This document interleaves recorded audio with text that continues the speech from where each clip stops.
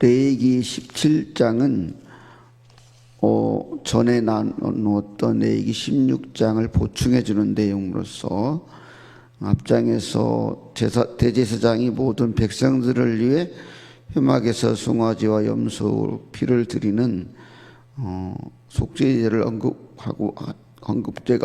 속죄제가 언급되어 있는데, 본장에서는 그 속죄에 대한 참뜻을 갖기 위해서 지켜야 할 사항들을 말씀하고 있습니다. 이 중에서 오늘 함께 나누는 본문 1절에서 9절은 완전한 순종의 희생지사를 드리는 것이 다른 신에게는 드리지 말라고 명령하고 있습니다.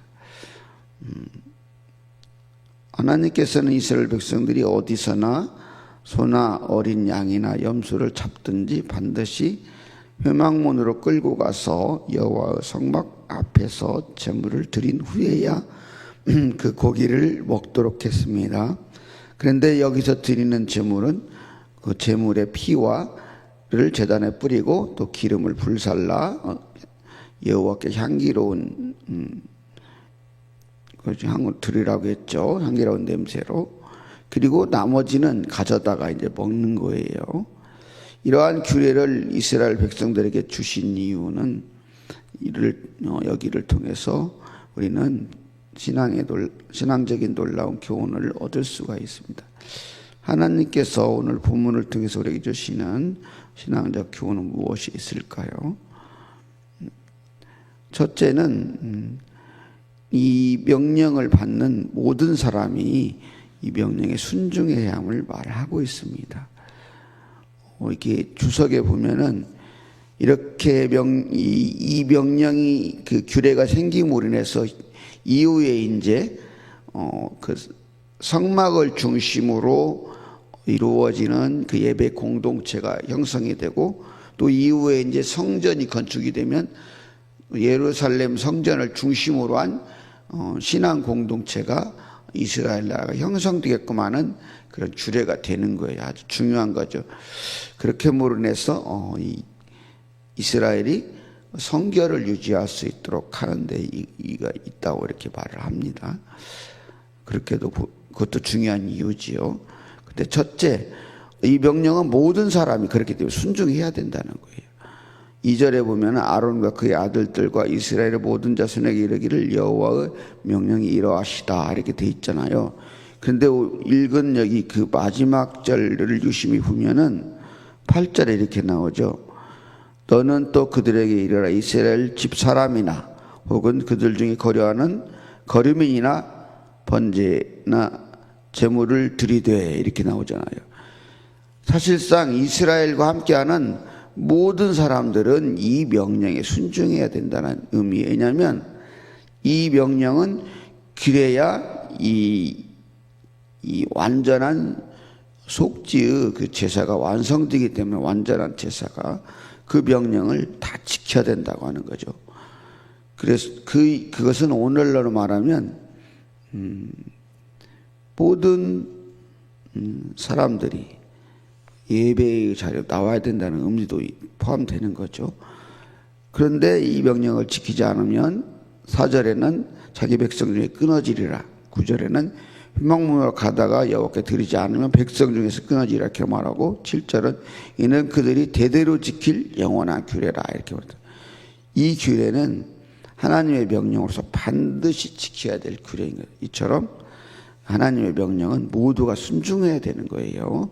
두 번째는 여기 또 중요한 이유가 하나 있는데, 6절에 보면은 제사장은 그 피를 회막문 여호와의 제단에 뿌리고 그 기름은 불살라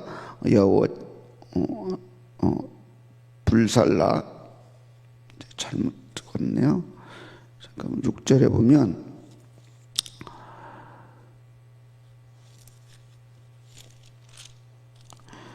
제사장은 그 피를 회막문 여호와의 제단에 뿌리고 그 기름을 불살라 여호와께 향기로운 냄새가 되게 할 것이라 이렇게 돼 있잖아요.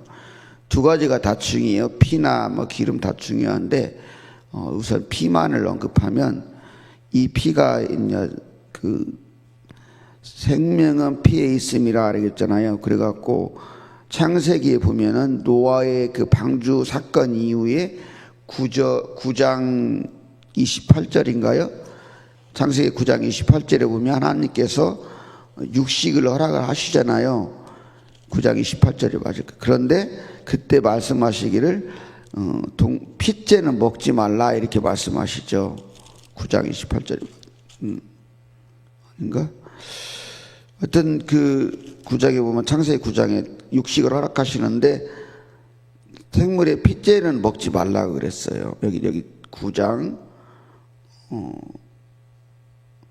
4절에 보면 그러나 고기를 그의 생명에 드는 핏째는 먹지 말라 이렇게 말씀하셨잖아요.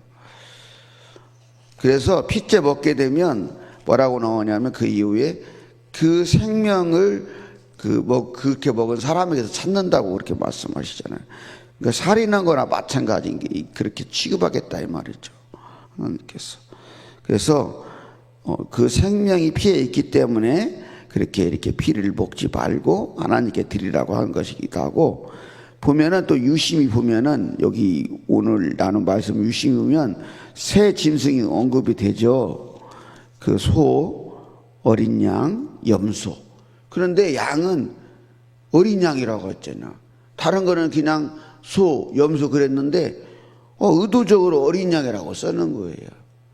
왜냐하면 그 십자가를 지고 가는 유월절 어린 양 예수 그리스도의 예표로서 그 보혈의 예표로서 이 피가 그 제단에 드려지기 때문에 의도적으로 어린 양이라고 써놓은 거예요. 유심히 보시면 그렇죠. 다른 짐승들은 그냥 소, 염소 그랬는데 여기 뭐 어린 양으로 계속 써놓잖아요. 그런 이유가 있는 거예요. 그런 것처럼 이 피가 예수 그리스도의 십자가의 보혈의 그 속죄의 피를 예표하기 때문에 그렇게 피를 이렇게 먹지 못하게 하는 거죠. 그리고 또 중요한 이유가 또 여기 있는데 이 모든 생명이 그 불필요한 또 이런 그 무분별한 이런 도축 이런 것을 예방을 해가지고 예방을 하기 위한 목적이죠. 왜냐하면 이 사람의 생명만이 아니고 모든 생명의 주인은 하나님이기 때문에 그 생명을 그냥 이렇게 함부로 취급하는 것은 하나님을 모독하는 행위나 마찬가지죠. 그렇기 때문에 이 생명을 소중하게 하기 위한 그런 중요한 이유가 또 하나가 있다. 그러니까 이것을 주석은 이 예수 그리스도의 십자가의 보혈의 예표로서 그렇게 한다는 것을 강조하는 기도 하고, 또 이 하나님의 이 모든 생명의 주인인 하나님의 그 주권을 이렇게 강조하는 차원에서 이것을 보는 것도 그러거든요. 그러나 두 가지가 다 중요해. 어쨌든 그래서 피째 먹지 못하게 한 거라는 거죠. 그렇게 해서 이 제물을 이렇게 꼭 회막문에 끌고 와서 하나님 앞에 이렇게 화목 제물을 드리게 되면 아무래도 이렇게 그런 그 도축이나 이런 것들이 자유롭지 못하잖아요. 그리고 다 보여지잖아요. 이렇게 누가 이거 잡았는지 어느 잡는 게 딱 보여지기 때문에 함부로 그렇게 할 수가 없게 되는 거죠. 그런 차원에서 생명의 소중함을 이렇게 잊지 않게 하시는 거죠. 우리도 그래서 어떻게 보면 지금 현재 동물 보호론자들이 얘기하는 것처럼 지나친 그런 어떤 동물은 먹으면 안 되고 이런 것들은 좀 그렇기도 하지만, 어쨌든 그럼에도 불구하고 우리들이 무분별하게 동물들을 죽이고 이런 것들은 옳지 않은 거예요. 사실이에요. 그러니까 그것도 생명으로서 이렇게 소중히 여겨야 될 필요성이 있다는 겁니다.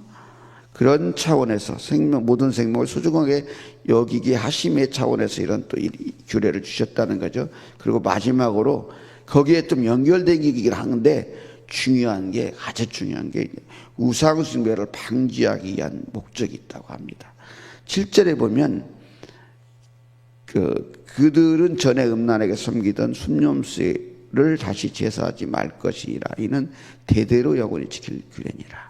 이게 중앙성수 우리가 읽은 오늘 레위기 7장의 이 규례를 통해서 중앙 성소화를 하게 되는 이런 규례의 말씀인데, 이것이 또 우상숭배를 근본적으로 차단하는 그러한 역할을 하게 된다는 거예요. 그 전에는, 이 규례가 있기 전에는 백성들이 아무 데서나 제단을 쌓고 이렇게 예배를 드렸어요. 그러다 보니까 자신이 그냥 그 제사장이 되고, 자신이 또 집에 자기 제단을 가지고 있고, 마음대로 이렇게 제물을 하나님께 드린다고 이렇게 하면서 드린 것이, 그것이 결국에는 이 우상숭배로 이어지는 그런 계기가 됐다는 거죠. 그리고 또 수염소로 우상을 만들고 그 앞에서 음란에게 제사하는 일까지도 이어지게 됐다는 거예요.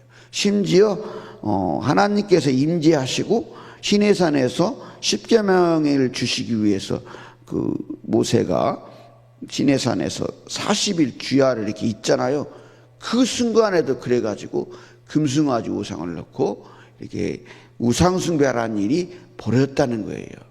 그래서 하나님께서는 그것을 근본적으로 차단하기 위해서, 우리 보시면은 화목제물을 드리면 이렇게 다르잖아요. 약간 피를 쏟고 기름만 태워드리고 나머지는 다시 갖고 와서 고기를 먹는 거예요. 그러니까 이 고기를 먹기 위해서는 또 그렇게 하라고 한 거죠. 그래서 근본적으로 우상숭배를 할 수 없도록, 이게 귀찮은 일 같지만 그만큼 이스라엘 백성들이 성결한 백성, 거룩한 백성으로 하나님 앞에 쓰고 그렇게 살아가게 하시기 위한 특별한 하나님의 배려로서 이 규례를 주신 거예요. 그러니까 우리들이 항상 하나님의 말씀을 대할 때, 이거 왜 이렇게 우리를 힘들게 하는 거야 생각하면 정말 구속으로 느껴지지만, 그만큼 우리를 하나님께서 당신의 백성으로, 자녀로 붙들어 주려고 하는 그런 것으로 바라보면 은혜가 되는 거예요. 그렇지 않습니까, 여러분?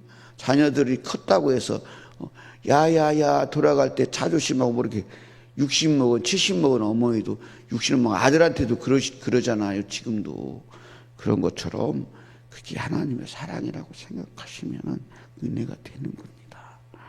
이렇게 하나님께서는 이런 이유에서 오늘의 규례를 주신 겁니다. 이게 하나님께서 모세를 통해서 이스라엘 백성들에게 주는 규례예요.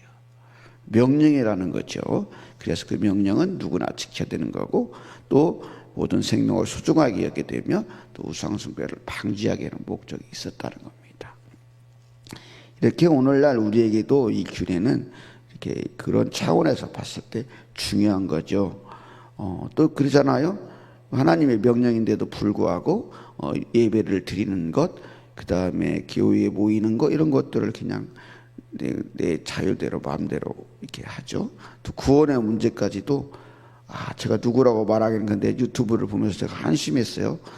물론 어떤 우리 개신교는 아닌데 어떤 우리하고 또 맥을 다르지 않는 그 어떤 교회에서 그런 얘기를 하더라고. 유튜브에 보면 참 기가 막힌 얘기 나오던데, 구원이 예수 그리스도만 있냐고, 다른 길도 있는 거지, 그러면 이런 식으로 하는 사람이 있더라고요.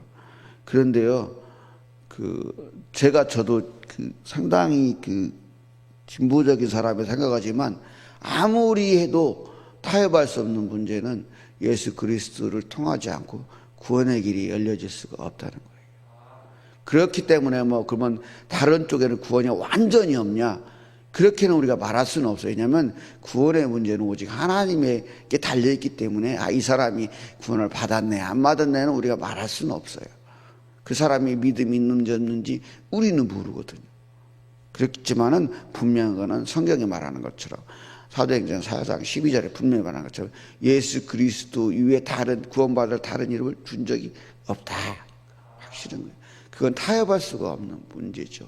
그러면은 그것이 흔들리고 타협된다면 기독교는 존재의 이유를 아마 상실하게 될 거예요. 그런 것처럼 오늘 본문이 이렇게 제시하는 건 중요한 거죠. 그만큼. 그런데 나대로 있잖아요. 제가 아는 어떤 분은 자기 집에 그냥 목사도 아닌데 집사님인가 되나가 이제 교회도 안 다니면서 자기가 집에 교회라고 하면서나 자기가 그 교회를 섬긴다고 그러시더라고요. 제가 참 뭐라고 못했는데 그럴 수도 있는 거예요. 이게 나대로의 신앙. 그게 오늘 지금 그런 것들을 방지하는 차원이 중앙 성소와의 이런 그렇게 그 효막문 앞에 이렇게 제단을 거기서만 제물을 드리게 한 거. 그런 이유들도 있다는 거예요. 물론 이것이 나중에 폐해도 있긴 하지만 그렇기 때문에 지금 어떻게 보면 이스라엘이라는 나라가 그 성전을 중심으로 지금까지도 존재할 수 있었던 거라고 볼 수가 있는 거예요. 여러분, 교회를 떠나서는요, 우리 오늘날 보면 신앙을 유지한다는 것이 결코 쉽지 않은 문제. 그래서 이게 오늘날 말하면 영적 예루살렘과 같은 교회를 여러분이 잘 섬기는 것이 여러분을 위해서 아주 중요한 문제입니다. 그래서 하나님께서 교회를 이렇게 예수 그리스도의 몸이라고 잘 섬기라고 한 겁니다. 여러분, 교회를 섬기는 일에 목숨 거시기 바랍니다. 우상처럼 섬기라는 의미는 아니에요.